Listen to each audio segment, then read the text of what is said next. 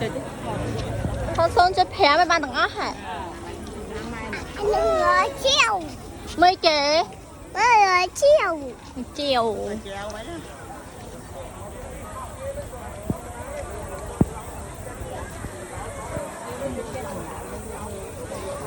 vì họ tăng sai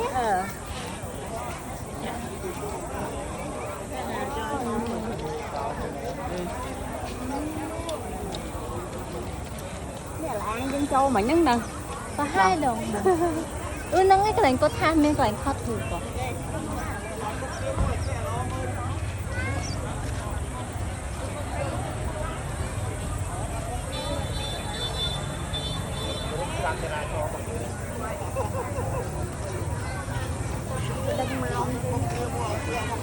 mong u qua lôi mà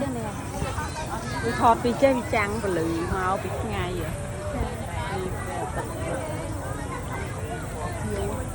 đại khơi là gì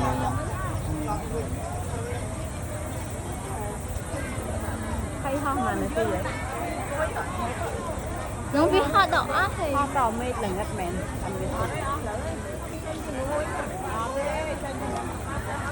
thấy cái tay nè nơi tay nọ Ồ, lại xi lại bên mà nó cái đồ xí à hay là bên mà nó châu bây giờ nó lại chụp lươi chả vẫn dung mà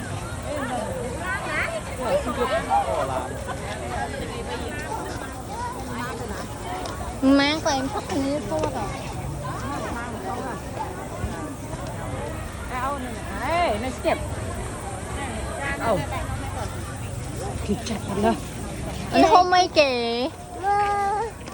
mấy kì tập đấy lên lại thì bị sát nước rồi yêu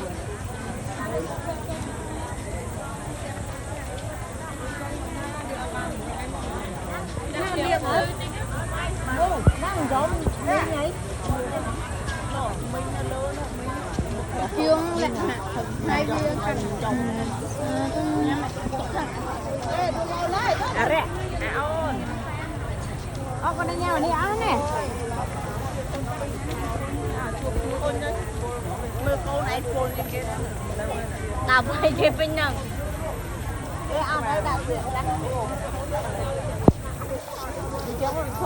sao mình nữ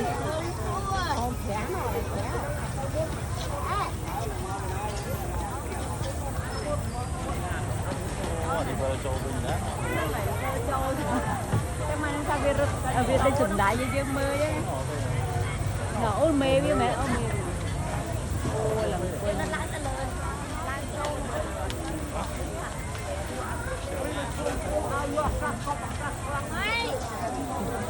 đặt dương mưa áo thấu ấy mày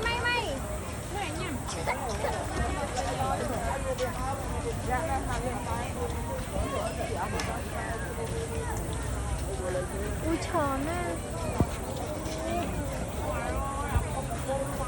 chơi nhà châu đó kêu chơi nhiều cùng mà ăn có cún tụi bà ôm rồi